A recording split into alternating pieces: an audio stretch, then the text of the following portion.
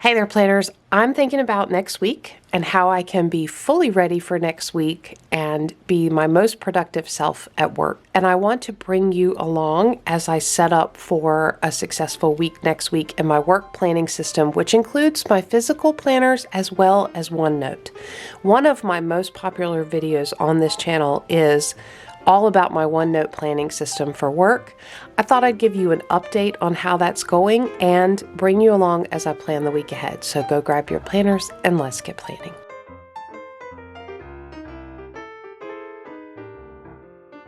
All right, so here we are in my OneNote setup. Now, I have to say this is not my actual OneNote setup for work. As you can see, it says Planning Annie over here. This is my OneNote setup at home, which I have recreated to look like work because, quite frankly, there are tons of stuff that I cannot share on the internet in my OneNote for work. But this is set up to look almost identical to the structure and the types of information so that I can share with you how I set things up. So there have been some updates, and I will definitely have the original video that I walked through my OneNote setup and also a video where I actually do some building in OneNote to show you how to set things up. I'll have both of those listed down in the description box below in case you want more detail. So some of the updates, I've got two tabs in the front. This is the front section here, and I've got two tabs. One is titled Inbox and one is titled Planner. Inbox is really where I keep quick reference information that I'm going, almost like you use an inbox in a physical planner where you might pop a sticky note down with something that you want to remember and get into your planner system somewhere. That's the quick notes page. Also, as you are elsewhere in your digital system, whether that be online or an email, things like that, you can send things to OneNote, and this is a great place to capture those things until you figure out where to stash them, where to process them. Over here, I have this collapsible list, and you do that just by creating a new page. I'll show you quickly. So here's a new page, and we'll just call it New Page. And then if I create a second new page, and then I can actually drag it to indent it a little bit. And now I've got this collapsible list, okay? So I'm gonna get rid of that. All right, so that gives me this collapsible list called ROB, which for me stands for Rhythm of Business. And these are the things that I use on a regular basis. They're just part of their list that I keep going. They're my future log, goals, things like that. They're just part of the normal business processes. All right, on this front page, this looks very familiar because it has not changed a lot. I have a few items here. I have some motivational words, and I did walk through the previous video how you actually capture and insert images, things like that. I have my reoccurring task listed here, and I have them broken down by daily, weekly, and monthly. These are actually check boxes, which is really handy because as I go through and add these, I can check them off, and so I know what I've done and what I haven't done. Down here on the right-hand side, I have my brain dump triggers. So these are just little one-word prompts to help me remember the things I need to remember. I use this as part of my weekly review. So let me zoom in a little bit. Now I'm quickly zooming in. You can go up here to view and use the plus and minus to zoom in, but I'm using a Windows-based laptop. I'm holding the control key and then scrolling in on my mouse scroll bar. Okay, so here's my weekly review. I do this every Friday. You'll see on my planner, I scheduled this for Friday. It's a three-step process. Step one is to clean up. I get all the clutter off my desk. I review my weekly plan, bring everything to current, note anything that I'm delegating or canceled or is complete. I get to inbox 0 in all my emails, file the reference items, take quick actions if I can, capture any actions that I need to take later or complete task. And then I set up the next week.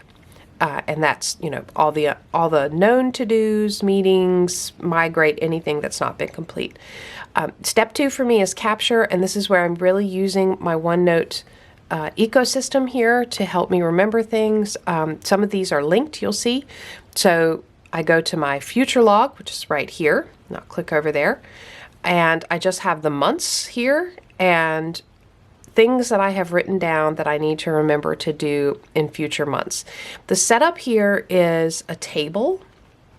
So I can go down to the bottom and show you what I mean. So if I just click in here, I can insert a table, give myself 4 rows. Can make that bigger. I can go to the table function here, shade this black, shade this other colors. You've got tons of other options, right? So that's how I'm building what looks like this. And then I'm using the to-do tag to check off when things are done. And so you can see for May, I've got some things in here that are checked off because they've already been added to my planner. And that's how I take them off of here. This doesn't indicate that it's done. It just means that it's no longer being tracked in this portion of my system. It's being tracked in my planner portion of the system. And then this means it was canceled. So I've got all of those items here. So that's one of the things that I do, right? I go to my recurring task list, which is right up here. I make sure if it's a Monday, I'm planning things for Monday, I'm putting the right things in for monthly, all of that. I have a waiting on list. So if I go down here to my waiting on list, these are items that maybe I'm waiting on someone else to do something with, or I'm waiting on something to arrive. There's something preventing me from moving on to the next step. So that's what this list is. I've got a someday maybe list. These are things that I would love to do at some point in time, but they are just not a priority. And so I check these to see if any of them have become a priority, if I need to add anything here, all of that. All right, and then for projects, so let me explain a little bit of the structure over here. These are what's called, if I right click on here, a new section group. These are section groups. I can do a new section, which would just be like this, like inbox or planner. But what I've got here are section groups where I've got multiple sections combined together. And I have those laid out in the Para, P-A-R-A system, which comes from Building a Second Brain. So that is a book by Tiago Forte. It is a methodology for how to stay organized, to organize items in your life, personal, work, all areas of your life. I will actually have the book linked down below. It's a fantastic book, and I highly recommend reading it if you're looking for ways to organize your life, digitally, physically, all of that. So these are, this is organized in Para. I have P-A-R-M-A. So I guess I have Parma. Yeah, I have Parma. Mine's a bit Italian. Because I have added an additional category of management, and I'll talk about what that is. Projects are short-term or defined activities that have a beginning date and an end date and a known end result. So that's what a project is. Areas are areas of responsibility that I am responsible for on an ongoing basis. So for some examples of this for me are certain committees that I have a responsibility to, or a set of metrics and monitoring, tracking items that I have to report out on regularly because that's just within the scope of my job. They do not have a beginning, they do not have an end date. I just have to do those indefinitely. So those are all areas of responsibility. Resources are things that I need to reference, information that I need to reference, categorized by what kind of stuff it is. Management is a new category for me. So I'm going to actually click into that so you can see kind of what I have here. I've got some template language you'll see, because obviously these are not things that I would be able to mimic here for you, but I do, hopefully you'll get the format, the design and the format, and be able to see how this is set up. So I have manager, and this is about my manager. My next one-on-one with my manager, keeping track of that. This is how I do that. So I'll talk a little bit more about it later, but let's say my next one-on-one is coming up next week, right? I would come into this table, I would go to the table format, and I would insert a row above, and I would put in the date. Let's say it's 5/28/2025 is my next one-on-one with my boss. Now I can come in here, and as I identify things that I need to talk to my manager about in my next one-on-one, I would add them here. So maybe I need to review the newest marketing campaign with my boss. Okay, so I will continue to come in here and populate the list.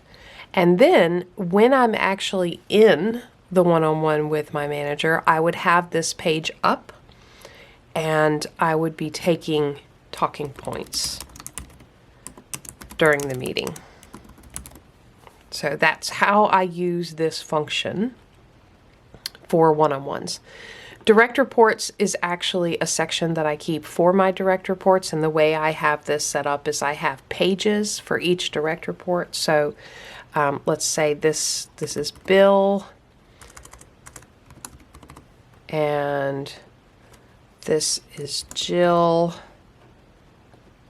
and this is Phil. Okay, so these would be my direct reports. And then what I could do is how I have this set up in my actual work planner. I use indented tabs. So maybe this is the job description. And I could also add a page for goals. And then I very quickly, and then also perhaps another one-on-one table, very similar to what I have with my manager, just create that one-on-one table. And then I have a really easy place to reference for my direct reports when I'm meeting with them, talking with them, doing performance reviews, all of those items. I have that right here to reference. Okay, so that's directs. I also have a page for my own development, which I would keep, or a section for my own development, which I would keep for anything that I'm working on for myself, whether that's study notes or my own mentors. I would have a page for each mentor. And then I do have a section for mentoring because I mentor several folks. So I would, again, have their initials here and a page to keep notes and track of what we're talking about. So that is the management section here. That's the new section. The other sections I'll just quickly click on. So each project has its own tab. I have, action items, initiation, the key objectives, milestones, deliverables, a planning section where I've got all that information, monitor and control, closeout. I've got the phases of the project over here and basically a section for each of those. So, and that's for each project, and I would populate it with all the relevant information and use the color coding system, which I absolutely love to do. So you've got lots and lots of options for color coding. All of the project that I have assigned orange, everything would be orange in my calendar as well as here in OneNote. For areas, I have the same thing. Areas of responsibility with, monthly reports, contacts, important links, meeting notes, information, all of those stuff. And then also same concept of color coding there. And then resources. So maybe I have, resources for my planner, including a little cheat sheet for my color coding, some template pages that I can click through easily, mini calendars. I have resources for project management, resources for development, and that can keep right on going. In my actual OneNote, I have a little IT section to help me remember IT stuff. I have a facilities section, so as I'm traveling about and need to remember specific information about different facilities I work at, I have that. So lots of good resource information there. It's like your own personal little handbook for work. I went over the management section, and then archiving is last. And this is where I would send anything, move anything that I no longer need or actively, like right now currently, but I don't want to throw away because I might need to reference it. So Completed projects go there. Areas of responsibility that I no longer have will go there, things like that. So, all right, that's the general setup. And you can see from the step 2, I am using each of these sections with links to them. So it's really easy to hop over, right? So when I click on responsibility 1, I hop over to responsibility 1. It's really easy during my weekly review to navigate through the section. Calendar, next 30 days, I do a look ahead, anything from emails, and then I perform a brain dump using my brain dump triggers. All right, and then the final step in my weekly review process is to assign actions from the weekly review, perform quick actions from my reoccurring task list. Is there anything that I can get done like right now in less than 2 minutes? I update my list. And then I look at my next one-on-one and my next meetings with my teammates and capture anything I need to talk to them about in the week ahead. All right, so that is my weekly review process. I also just wanted to dip over here into goals real quick to show you how I'm using goals. This should look pretty similar to how I set up my goal pages in my binder, my A5 binder, and I use them sort of interchangeably. Sometimes it's easier to capture goal updates here in OneNote, but basically I have the goal listed across the top. I have 5 goals, so I have the 5 goals listed across the top, and then I have a space for each quarter to capture what it is that I am actually achieving. These are not real goals. These are goals that I just grabbed off a website and plugged them in here to give you an example. These were example SMART goals, but this is what it would look like to have this information in here. And I just, throughout the quarter, come in and update items here. So that is what it looks like on the inbox page. Then I added the planner page, and this is a little different because I believe in the last version, I only had the inbox and I had my planner pages right in there, and I was planning on a daily basis, I believe. I believe that's what it looks like. So I've changed that just a little bit.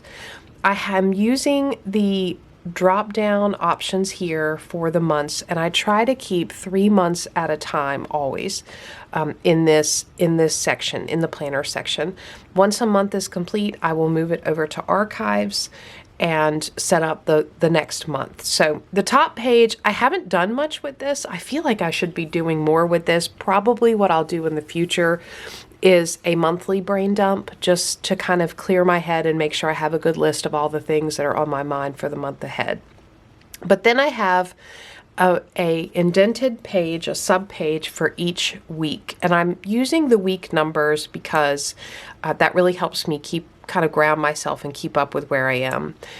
So here I have week 19. I have a little mini calendar that I have created with a table. So very easy to do. And I like having this monthly view in front of me because I don't actually use OneNote planning as a calendar. I already have a calendar, and I use Outlook at work. It's very populated. I don't need to recreate Outlook here in OneNote. That's not efficient. But I do want a quick view of where am I in the month as I'm looking at items and thinking about moving things like that. So across the top, I have my little month. I have a this week, and this is just for really high level items or kind of my top 3. I will populate that here for my top 3. And then I have a quick link box, which will be I copy and paste on every new weekly page. And these are linked pages so that I can quickly click to these sections as I'm planning. All right. And then I have each day, again, this is all set up in tables. I like tables because it gives me the ability to color code and separate and title and tag and things like that. You certainly don't have to use tables. I just find it a really nice, clean framework to build on. So I have Monday, task and notes. Tuesday, task and notes, and that is going to be repeated all the way across. I've got a couple of symbols here. Let me zoom in just a little bit so you can see. I've got a couple of symbols here, so I am using the to-do tag. I'm also using this arrow tag, and you'll see tags up here. You can customize these tags. They're really fantastic. There are some options to be able to collect tags, like pull all the open tags onto a page. I've never found that to be very effective in OneNote. I wish it was more effective because I love the concept of being able to pull all your open to-dos, but there's no way to set a time range on them. It's a little clunky. But I do like being able to create visual symbols for myself. So I'm using two in addition to the traditional to-do tag. One is a backwards arrow, an arrow that points left, and that tells me that I have moved this item to my future log. It doesn't need to be done right now, and I have moved it to my future log so that when I get to the point in time that it needs to be done, I can actually schedule it on my planner. So I no longer need to worry about it on this page. And then I've got an arrow that points to the right, which means I did not get this done this week or on this day, and I have migrated it or need to migrate it to the week ahead. That's what that means. And so, for example, you can see here, I did not get this done. I want to migrate it. When I migrate it to the week ahead, I would put a check mark there. That's what that means. So the difference between task and notes, these are not things that need to be done.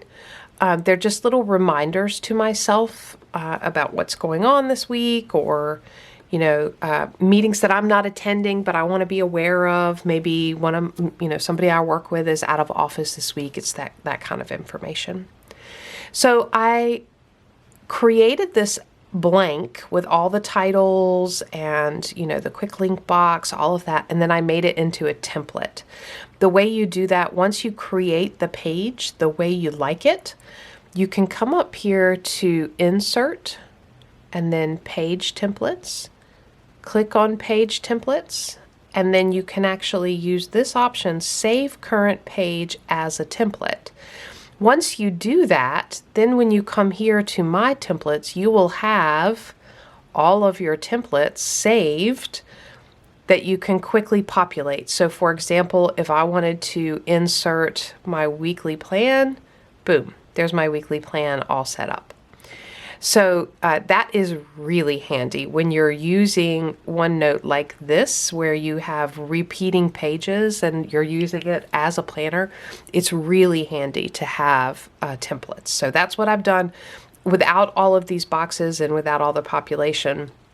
Put a blank calendar in and left everything blank. I have created that. Now I did actually populate things like these three are populated in my template because I'm going to have them every week. So, all right. And so that's what it looks like. I can just click through the weeks.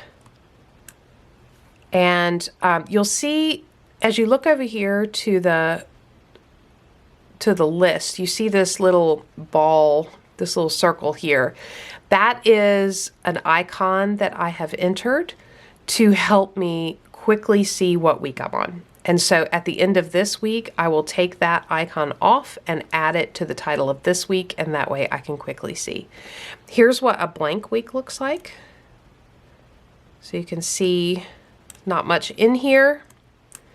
And here I've actually linked my next one-on-one, so I can click over there, add in what I want to add in.